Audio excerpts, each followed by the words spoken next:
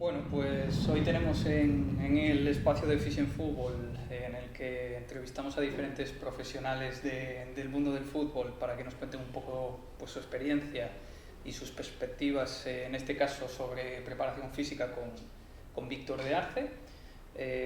Víctor, la primera pregunta que te quiero hacer es ¿cómo alguien llega a formarse en todo ese camino que has hecho tú?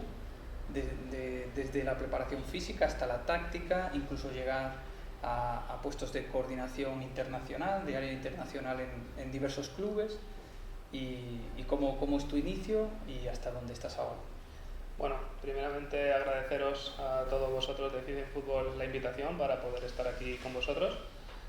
Y para mí siempre es bonito el poder compartir con todas las personas y que quieran seguir formándose, por lo tanto, muchísimas gracias. Y bueno, lo que me comentas de hasta cómo he llegado hasta aquí, ¿no? Pues yo realizo mi formación educativa, mi formación universitaria, realizo INEF, y en el último año pues todos los compañeros, ¿no? de la universidad, que seguro que muchos de ellos llegan a ese punto, ¿no? de decir qué hago con mi vida después de la universidad. Y en mi caso muchos lo enfocaban al tema de educación, ¿no? De decir, oye, voy a ser profesor, voy a ser educador, y en parte está bien, ¿no? Pero llega un punto en el que dices, bueno, a mí me gusta el fútbol, yo he jugado en cierto modo al fútbol, pues quiero dedicarme al fútbol. Y en el último curso de la universidad yo quiero hacer un máster de preparación física, en el cual me dicen que hasta que no sea licenciado no puedo optar a esa matriculación. Solicito a la universidad que por favor intente hacer un convenio, ¿no? En este caso con la Federación Española de Fútbol, el que pueda hacerme algún tipo de solicitud o algún tipo de documento en el que me dejen hacer ese máster, porque ahora mismo, gracias, porque hay mucha formación en todo el mundo, en todas las redes o incluso presencial, cada año, cada 6 meses, pero en ese momento el máster era cada 2 años. Entonces la universidad hace un acuerdo con la Federación Española y me emite un documento en el que asegura que en esos 2 años que dura el máster, yo antes de acabar el máster voy a ser licenciado. Y me inicio en la parte de preparación física. Yo estaba como preparador físico en el Club Deportivo Toledo en la categoría juvenil, y bueno, pues me sirve mucho de experiencia todo lo que, gracias a grandes profesionales, José Luis Arjol, gente del mundo top en el fútbol, esa formación, y la implemento en la parte deportiva de mi club en ese caso. Claro, porque INEF, para que entiendan los alumnos latinoamericanos, INEF aquí es Ciencias del Deporte, ¿no? Que puede ser un poco traspolable allí, es la licenciatura universitaria y es un poco la que te capacita, ¿no? Para ser preparador físico. Claro, al final no solo preparador físico, sino todo lo que engloba el deporte, y ya luego vas adquiriendo maestrías. Yo hice maestría en judo, hice maestría en natación y hice maestría en fútbol. Entonces, ese camino hacia el fútbol, pues la rama de la preparación física. Incluso mientras que estaba haciendo el máster, profesores míos decían, pero haz la formación para ser profesor y ya harás lo de fútbol. Digo que no, que es que el fútbol es lo que me va a llevar, lo que me llena ahora mismo, ¿no? Vas con la universidad con 21, 22 años acabando y dices, haz lo que te gusta ahora porque más adelante no sabes si lo vas a poder hacer. Y bueno, pues inicio, tuve grandes compañeros de máster, gente que bueno, venía de entrenador, de nivel 3, de clubes profesionales, y tuve la suerte durante esos años de formación en el máster de la Federación Española, hacer prácticas con diferentes técnicos. Hice con Mitchell, actual entrenador del Getafe, hice prácticas con el Racing de Santander, donde estaba Canales, hice prácticas con la selección española para descanse Luis Aragonés, en la fase de preparación para esa Eurocopa de 2008. Luego estuve también haciendo prácticas con el Liverpool de Rafa Benítez en el equipo reservas. Entonces generas una mochila llena de conocimientos que en este caso en Toledo o en España no estaba todavía tan desarrollado, ¿no? Era la tercera o cuarta promoción de ese máster, por lo tanto son ideas nuevas, formas nuevas de trabajar en parte concreta de preparación física, y por ello es fácil de implementar porque vas con toda la energía.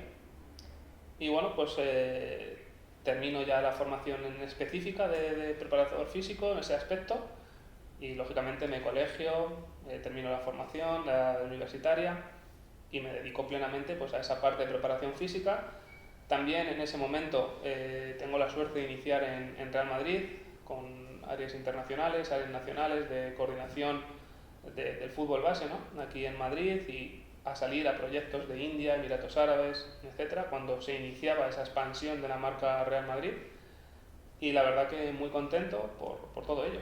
Entiendo que ya si te están ofreciendo proyectos internacionales tienes tú ya, digamos, en el interior esa vocación, ¿no? De querer viajar y llevándome un poco a temas de desarrollo personal. Entiendo que está relacionado pues salir de la zona de confort, ¿no? Aprender idiomas. ¿Cómo piensa Víctor de Arce en ese sentido, en su desarrollo personal y cómo le ha afectado un poco a su desarrollo profesional? ¿Qué relación tiene? Pues antes lo estábamos comentando fuera de cámara, y que es muy bonito, ¿no? El fútbol tal cual lo ve la gente o lo que se ve en televisión es muy bonito, pero todo el trabajo que hay detrás no se ve. Entonces, para mí, fuera del ámbito de confort, yo estaba muy cómodo aquí a nivel nacional, siendo coordinador de escuelas nacionales de Real Madrid, de Fundación Real Madrid, en diferentes puntos de España, viajando, dando unas formaciones a entrenadores, etcétera. Y bueno, pues en ese momento la dirección me propone: ¿te gustaría hacer esto a nivel internacional? Por supuesto. Entonces empecé, el primer viaje, recuerdo internacional, fue con mi director a Colombia, donde bueno, pues una formación de la mano con él para aprender. Y la segunda, pues solo, me mandan a India, a Calcuta. Claro, mucha gente dice: India, wow, qué bien, hay que vivirlo. Hay que vivir Calcuta, hay que vivir la situación, el ambiente, que con 22 años o 23 recién cumplidos te sueltan en un país, muchas veces viajando solo, ¿no? Y bueno, pues la situación es complicada. Aparte del idioma, pues yo salgo de la universidad con el nivel básico, ¿no? de inglés, y no solo de inglés. Durante ese primer año hago muchos países de África donde les habla francófona, y claro, tienes que aprender, pues o aprendes o, bueno, Real Madrid es un tren, y o estar dentro o hay 100.000 como tú que lo pueden hacer. Entonces, Digamos que para que los preparadores físicos que nos estén viendo y se preguntan cómo poder llegar a ese camino, una de las primeras claves que saco yo de lo que nos estás contando es la iniciativa, ¿no? No la de aprovechar ese tren, la de te ofrecen el proyecto, no paro a pensar en el miedo, en que te vas solo, en que no sabes el idioma. Entonces saco en clave que una de las primeras, o sea, de las claves para poder desarrollarte es la iniciativa, ¿no? sí, pero no a cualquier precio. Es decir, no porque te lo ofrezcan vas a decir que sí. Yo creo que también hay que tener ese punto de humildad para verte capacitado. Es decir, el que, pues me voy y lo intento. No, cuidado, que estás protegiendo o estás defendiendo una imagen en la que no se puede fallar. En este caso el Real Madrid, el escudo Real Madrid es muy grande, lo hablábamos antes, de que fuera de España, Real Madrid, Barcelona, mega conocidos, Ronaldo, Messi, etcétera, pero llega un punto en el que, perfecto, te damos la oportunidad, pero a la mínima que tengas fallo, estás fuera. Por lo que decíamos que es un tren, es un avión, y hay 1000 como tú. Entonces, que está muy bien esa iniciativa, pero también el creerlo y el tener esa formación en la mochila. Yo creo que no cualquiera puede salir y defender porque crea que puede hacerlo, sino la experiencia y la formación que puedas tener en tu mochila es lo que te va a dar esa capacidad para poder llevar a cabo el proyecto. Llevándolo ahora más al presente, ¿no? A todas esos aprendizajes, todas esas experiencias que has adquirido, que has visto jugadores, has visto entrenadores, has visto sus metodologías, has visto otros preparadores físicos. Digamos, ¿cuáles son las claves que consideras en la preparación física de un equipo, a grosso modo, que puedes extrapolar o puedes comentarnos para que los preparadores físicos pues tengan alguna noción? Una de las claves es la formación. Es decir, la formación es indispensable. Un preparador físico o entrenador que diga que su método o su metodología es la verdad absoluta se equivoca. Hemos visto y pueden ver a través de la historia del fútbol y del deporte que los propios entrenadores y los propios preparadores físicos modifican o alternan su metodología en base a lo que hay actualmente, los estudios. Cualquier persona a través de la universidad hace estudios, hace programas, hace pruebas y ve si funciona o no funciona. Y es un preparador físico, lo tiene que tener. Un preparador físico, antiguamente, lo habrás vivido, igual que lo he vivido yo, a subir gradas, a correr kilómetros, quemar esa gasolina, ¿no?, que decían los preparadores físicos, pero al final el día a día te va a hacer de que si no tienes esa formación y estás actualizado con lo actual, no vale. Es decir, lo que hace 10 años funcionaba en el fútbol profesional y no profesional, a día de hoy no funciona. Por lo tanto, tienes que continuar con esa formación.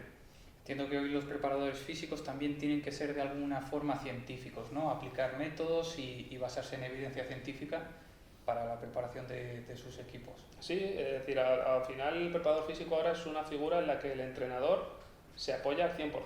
Vemos cada día al entrenador que pide consejo a su segundo o al preparador físico. Es decir, ahora vemos a Real Madrid que el entrenador llama al preparador físico, a Pintus, a quien tenga, y le dice, oye, ¿cómo está este? ¿Cómo está el otro? Cambia este, que su número de minutos ya va elevado. Al final hay métodos de entrenamiento, hay formas de entrenar que en función del esfuerzo que hace el jugador en cada minuto o en cada entrenamiento y la carga de minutos, el músculo tiene una durabilidad. Y aunque lo entrenes más o entrenes menos, pero el músculo va a llegar a un punto individual de cada jugador que se fatiga. Si tú prolongas esa fatiga o la continúas pidiendo más, al final rompe. Y tenemos que saber que la materia prima del preparador físico o del entrenador es el jugador. Si no cuentas con jugadores, no puedes competir. Si no compites, no juegas. Y si no juegas, no ganas. Al final es una cadena y la materia prima son los jugadores, ya sean profesionales o niños, pero son jugadores en los cuales hay que cuidar. Entiendo que hace años, digamos, ese preparador físico se basaba para conocer esa fatiga muscular, más en la observación, ¿no? Llevándolo ahora, en cuanto que está muy de moda la tecnología, ¿qué ves tú que el preparador físico debe controlar en cuanto a esos métodos científicos y además en combinación con la tecnología? Bueno, ahora está muy de moda el Big Data, ¿no? El Big Data para un entrenador o un director deportivo seleccionar jugadores. Pero hay cosas que el Big Data no tiene y hay cosas que el Big Data no capta. Entonces, nosotros en los cuerpos técnicos en los que implementamos nuestra metodología tenemos varias formas de cuantificar ese entrenamiento. Desde observación directa por parte del entrenador, del preparador físico, y eso es común, ¿no? Es decir, tú ves un partido, un entrenamiento y ves qué jugador está mejor y qué jugador está peor, para el fin de semana ponerlo o no ponerlo. Tenemos, ahora vamos a ir de más a menos, ¿no? Tenemos también el diario. Un jugador, es poco común, ¿no?, pero que un jugador anote cada día o cada semana cómo se encuentra después de un entrenamiento, influye. Y ahí ese jugador te va a escribir qué le pasa por la cabeza. Ese aspecto psicológico que el Big Data no tiene. Por lo tanto, ese diario que el jugador cada día o cada semana anota. Tenemos cuestionarios, es decir, unos cuestionarios que el entrenador o el cuerpo técnico al inicio del entrenamiento o al finalizar les pasa a todos los jugadores. Cada vez está más de moda el que un iPad se ponga en la puerta del vestuario o dos y que cada jugador al empezar o al terminar con 3, 4 preguntas de poner la carita, ¿no? Esto que vemos en los sitios de una carita de roja a verde, ¿cómo te encuentras? ¿Qué tal has dormido? ¿Qué tal la alimentación? 4 o 5 preguntas básicas, cuestionarios retrospectivos para que el jugador traslade al cuerpo técnico. Y por último, la tecnología. La tecnología no miente. ¿Cuántos kilómetros haces? ¿Cuántos pases aciertas? ¿Cuántos pases fallas? Controles buenos, entre quienes juegan más, juegan menos. Por lo tanto, tenemos mucha formación o mucha información al alcance de la mano, pero hay que saber usarla. Entonces, al final no solo vale la observación, no solo vale el Big Data, pero todo lo que hay en medio también es evaluable y es necesario que un cuerpo técnico, ya no hablo solo del preparador físico, sepa manejar. Es interesante lo que comentas porque ya no solo un equipo con recursos, un equipo profesional puede medir ese tipo de cosas, porque has comentado, por ejemplo, lo de poner la carita, que al final a nivel tecnológico pues hoy en día es más básico. Un iPad, una tableta, pues la puede tener cualquier preparador físico de cualquier categoría y poder aplicarlo. O sea que bueno, en ese sentido está perfecto y además estamos dando herramientas a preparadores físicos y que no tengan tantos recursos. Yo no sé si en alguna de las clases que tenemos en el módulo lo comento, ¿no?, de que al final son herramientas reales, herramientas que pueden utilizar todo el mundo. A día de hoy se lleva a todo el mundo en su bolsillo un dispositivo móvil, donde puede tener aplicaciones, un pequeño laboratorio, y de hecho hablo de ello de Carlos Balsalobre, el cual es un referente, ¿no?, en este campo, y cualquier preparador físico, cualquier entrenador de cualquier categoría puede llevar simplemente con el hecho de medir un salto, de medir un sprint, con lo que decimos, de un test, de que simplemente el jugador ponga sí o no rápidamente en sus teléfonos mediante un cuestionario de Google o una aplicación que hay gratuitas, y esto está al alcance de todos. Entonces no necesito GPS, no necesito Player Maker, no necesito algo top, que lo hay, sí se puede, pero básico para el día a día y para entrenadores de fútbol base es posible. Hablando de fútbol base, porque nos lo estamos llevando también mucho a jugadores, digamos, ya maduros, ¿cómo utilizas tú esas tecnologías, ese desarrollo, esa percepción en el joven jugador? ¿Qué crees que es más importante a desarrollar? Además que hay muchos tópicos en torno al joven jugador, de si debo trabajar la fuerza a edades tempranas, ¿cómo es tu metodología o qué has forjado tú en tu experiencia en base a trabajar con jóvenes futbolistas? Bueno, aquí hay una cosa clave, y es que los niños no son adultos chiquititos. Hay muchos entrenadores que trabajan lo que ven en la televisión, lo trabajan con los niños, y eso es un error. Hay que comprender, gracias al estudio, de que las etapas de evolución del jugador, etapas del crecimiento, entonces, la fuerza, ¿a qué edad?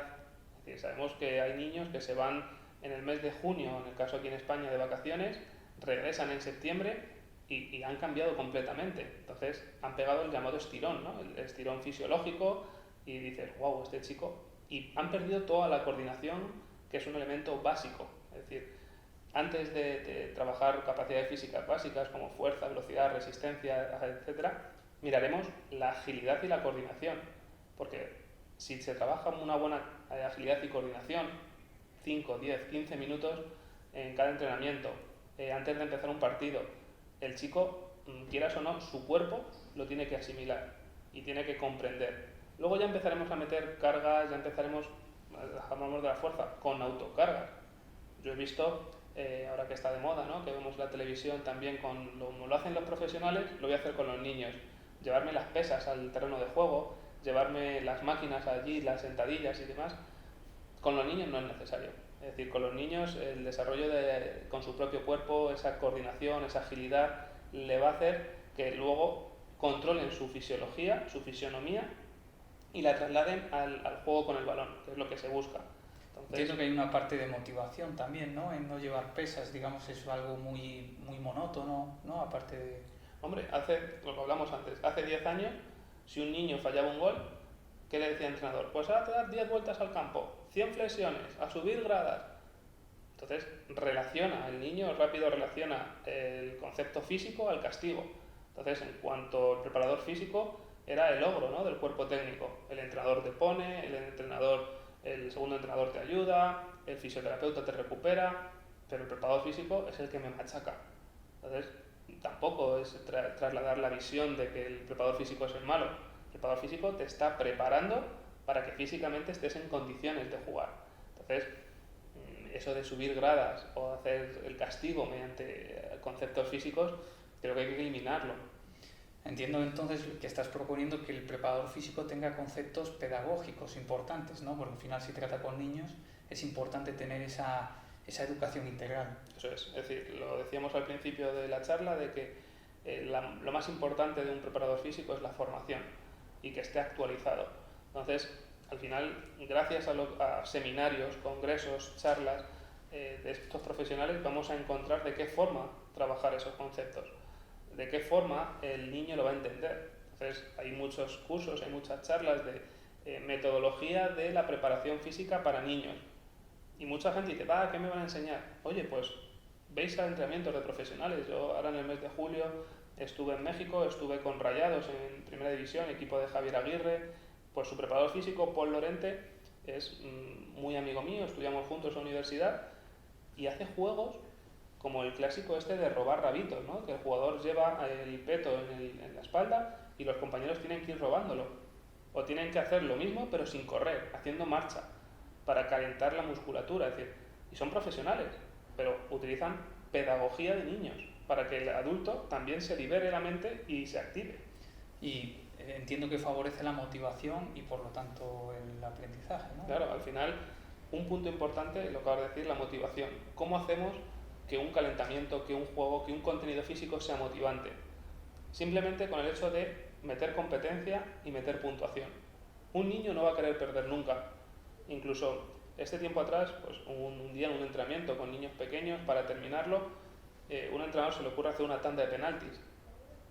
Motivante para todos, último ejercicio de la sesión. El equipo que pierde salió llorando del terreno de juego. Y eran niños, eran compañeros. Entonces, fijaros hasta qué punto un entrenador tiene la habilidad, un preparador físico, lo que queramos llamarlo, para que el niño se motive y se divierta. Entonces, motivantes, que tengan puntuación y que tengan competencia entre los compañeros.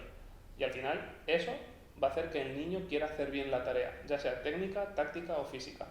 Se habla mucho del entrenador como un buen gestor de grupo. Tú nos estás hablando de que el preparador físico también tiene que saber gestionar ese grupo, tiene que saber o tener habilidades de liderazgo.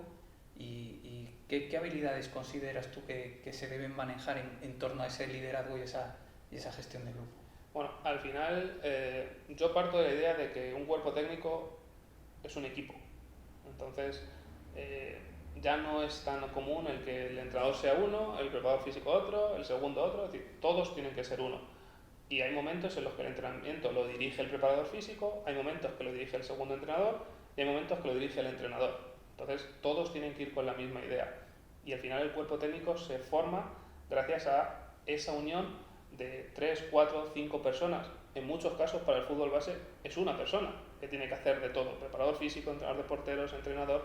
Por lo tanto, ese liderazgo, esa autonomía, ese saber trabajar con los niños, como decimos, no es que te especialices en la preparación física o en los niveles de entrenador, sino que en muchos casos de todos nuestros alumnos va a ser solamente una persona que tiene que tener todo ese don de mando, don de saber delegar. Hay muchos entrenadores que dicen, no, yo quiero hacer todo. No, oye, es que al final sois un equipo y si tienes un equipo, pero si eres tú solo, tienes que saber hacer de todo. Entonces esa polivalencia del preparador físico, del entrenador, de ese cuerpo técnico es esencial. Hay clubes, por ejemplo Villarreal experimentó durante unos años el cuerpo técnico de 5 técnicos y esos 5 técnicos todos tenían el mismo valor y misma función dentro del equipo. Entonces, para los chicos era 5 entrenadores, perfecto, porque entre todos no había diferenciación, eran uno, porque todos iban con la misma tarea. Entonces, al final ese trabajo tiene que venir de casa, de la formación que cada uno quiera recibir y a donde quiera llegar. Muy bien. Cambiando un poco de corriente, Víctor, desde hace unos años está surgiendo una corriente en la preparación física de alto nivel, cada vez se está extendiendo un poquito más ya a fútbol amateur, que es la prevención de lesiones. ¿Cómo de importante consideras, ya no solo en fútbol profesional, sino trabajar en fútbol amateur con gente adulta y con niños, la prevención de lesiones desde edades tempranas? Lo hemos dicho antes, la materia prima son los niños y son los jugadores. A nivel profesional, si tú no cuentas con tus jugadores, pierdes. Si pierdes por no contar con tus jugadores, no ganas. Si no ganas, estás en la calle, a nivel profesional. A nivel escolar, o a nivel de niños, si tú no tienes niños para poder jugar, para poder entrenar, no puedes enseñarles, no puedes jugar, por lo tanto, dices, oye, es que, por lo tanto, la materia prima hay que cuidarla. Y partiendo de eso, la prevención de lesiones, la educación, viene desde la salud, lo primero, es decir, el simple gesto de lavarse los dientes en casa ya es primordial. Hay estudios en internet que determinan que, por ejemplo, hay muchos jugadores africanos que cuando llegan a Europa a jugar sufren muchas lesiones, y musculares sobre todo, y es producto de que la higiene dental o bucal no es correcta. Entonces se determinó de que, oye, que un jugador, si no se cepilla los dientes, la caries, tal, produce lesiones. El que el jugador no se cambie los calcetines cuando termina de entrenar, o sea, airee los pies cuando termina, se cambie de camiseta, se dé duchas al terminar. Son cosas muy básicas, pero que al final son temas de salud y de higiene para el jugador. El control postural, el estar sentado en casa, pues ya sea cuando está comiendo, los niños sobre todo, cuando están comiendo, cuando están estudiando, cuando están en el colegio. Eso va a hacer que la espalda sufra o no sufra en función de la situación en la que esté sentado. La forma de caminar, vemos a los niños por la calle que saltan, que van haciendo, caminando con los pies uno delante de otro. Simples hechos básicos que creo que una persona de prevención de lesiones o un preparador físico, un entrenador, son nociones que para casa las tienen que tener. Luego en el campo o en el terreno de juego, un buen calentamiento, básico, fundamental, y un buen estiramiento al finalizar. Hay ahora estudios que determinan que un buen estiramiento, el jugador termina de entrenar, un estiramiento básico, ducha, y una vez han pasado cerca de 45 minutos es cuando tiene que volver a estirar para que los músculos consigan oxigenarse continuamente o de nuevo y ya adquieran ese entrenamiento, lo asimile, porque si no, las llamadas agujetas, ¿no?, de que aparecen después de un periodo de inactividad o una alta carga de entrenamiento. Por lo tanto, volvemos a lo mismo: formación, educación y continuar con la lectura de los estudios actuales. Hablando también de calentamiento, al que le das mucha importancia, ¿qué piensas del recalentamiento en el descanso? Que ahora se está empezando a ver en equipos profesionales, pero no se está viendo tanto en equipos amateurs. Bueno, en equipos profesionales al final dicen, ¿no?, de que sobre todo se ha llevado ahora con el tema del COVID por la situación de no poder entrar al vestuario. No sé si muchos de los que nos escuchan y nos ven han podido entrar en estadios de primera división, y todos, dentro de sus camerinos, ¿no?, de sus vestuarios, tienen bicicletas estáticas, tienen bicicletas elípticas, tienen masajistas. Y bueno, ahora ya, ¿no?, estos últimos años sí que se ha puesto una pequeña cámara en el vestuario para ver, y aquellos jugadores cuando entran del descanso, ¿no?, tienen la charla de 2-3 minutos por parte del entrenador, y ellos mismos se montan en la bici y continúan activos, y ya después salen, y por eso este tiempo atrás no se veía. El recalentamiento de ahora es lógico, es normal. Los jugadores en el descanso no podían entrar al vestuario como habitualmente hacían. Veíamos las cámaras que veíamos en la televisión durante la pandemia y la cuarentena, de que estaban en el túnel, de pie, observando, y por eso ese recalentamiento.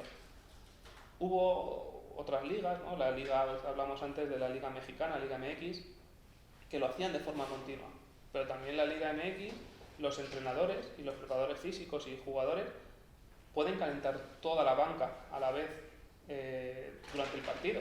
Aquí en España o en Europa son 3 jugadores los que pueden estar calentando. Entonces, son diferentes formas de trabajar, pero ya digo, ahora el recalentamiento este que se está haciendo es producto de que no se puede utilizar el vestuario. Vamos a ver si ahora con el reinicio de la liga se vuelve a hacer ese recalentamiento o no.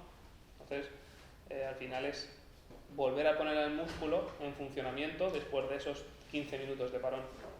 Entiendo que pues, se favorece la prevención de lesiones, ¿no? Las lesiones en los primeros minutos de la segunda parte.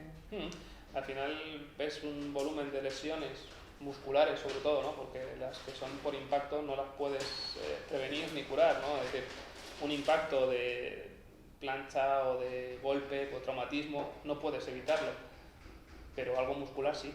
Entonces, un jugador que tiene una lesión muscular en esos primeros minutos es porque no ha calentado bien.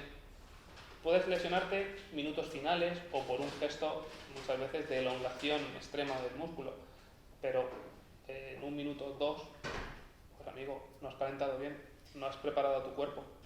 Sí. Conectando con esas fases iniciales, que en este caso hablas de minutos, ya como última pregunta, nos lo queremos llevar un poco, en el momento de la entrevista de ahora estamos en pretemporada en España, ¿no? Entiendo que en Latinoamérica pues no, pero seguramente en el momento que la vean pues van a estar posiblemente ellos en pretemporada. ¿Cómo de importante consideras la pretemporada? ¿Cómo la trabajarías? ¿Y qué bases fundamentales estarían en tus microciclos de pretemporada? Bueno, al final la pretemporada vamos a trasladarlo a otra situación, la Fórmula 1. La Fórmula 1 vemos que los coches antes de salir ponen calor a sus neumáticos, que es su herramienta, ¿no? Pues la pretemporada es lo mismo, es preparar a la máquina, al jugador, para la carrera, para jugar.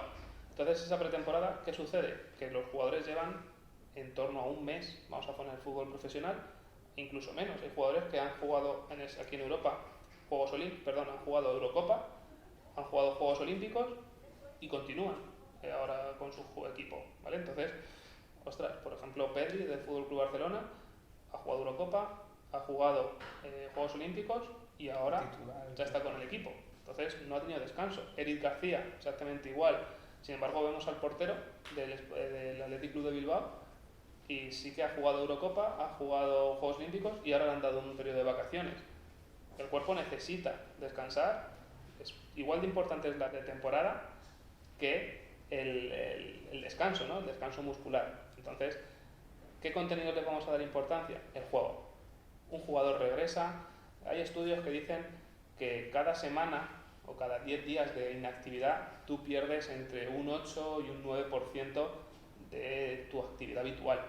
Bien, entonces, oye, un jugador que ha estado un mes parado totalmente, que no lo hay ninguno, los jugadores los vemos en redes sociales que se mueven, se activan, hacen bici, juegan al pádel, hacen diferentes deportes, por lo tanto no están parados totalmente, necesitan volver. Contenido principal, lo vemos también, resistencia, conceptos de fuerza, pero sobre todo juegos de lucha y competencia. Para eso son las pretemporadas. Veíamos la temporada pasada que los equipos llegaban prácticamente sin jugar ningún partido y se lo nota al principio de temporada, ese ritmo, ¿no? Es que en pretemporada los partidos son muy malos. Hubo tiempo de la Audi Cup, ¿no? Que jugaban en diferentes puntos del mundo y competían a máximo nivel. Veíamos partidos de Real Madrid-Barcelona en Estados Unidos, Real Madrid-Juventus, Real Madrid-Bayern, partidos top, ¿no? Para el espectador, pero de un nivel y de un ritmo muy lento. Y decían, claro, que están en pretemporada, están iniciando. Entonces, ahora que supuestamente ya esta pretemporada es una pretemporada normal, lo volvemos a ver. Resistencia, contenidos de fuerza y volver a jugar. Por lo tanto, para un entrenador que inicia, nosotros, por ejemplo, ahora que estamos, como decimos aquí, la pretemporada, hacemos un calentamiento general, alguna tarea específica de movilidad articular, contenido técnico, figuras, pruebas de pases, rondos, etc. Algún ejercicio o alguna tarea en la que el jugador vuelva a tener esa sinergia con sus compañeros y vuelven a jugar. La mejor forma, digamos, de volver a coger el ritmo es haciendo la actividad que vas a hacer, y en este caso va a ser jugar. Por lo tanto, pretemporada, contenido de resistencia, contenido de refuerza y contenido de juego real. Bueno, Víctor, pues creemos que desde Fishing Full te hemos exprimido a más no poder. Gracias por compartir todo esto con nosotros. Supongo que los alumnos y los oyentes pues estarán súper agradecidos de poder escuchar este criterio tuyo, que desde mi punto de vista es bastante acertado. Y nada, muchas gracias y un placer tenerte aquí. Pues cuando necesitéis ya sabéis que nosotros siempre nos encanta compartir con vosotros y con todos los que nos están siguiendo. Y lo dicho, lo importante de esa formación, de llevar siempre la mochila llena para cualquier circunstancia, saber cómo afrontarla. Y más la parte de la preparación física, que es el cuidado físico de nuestra materia prima, que son los jugadores. Muchas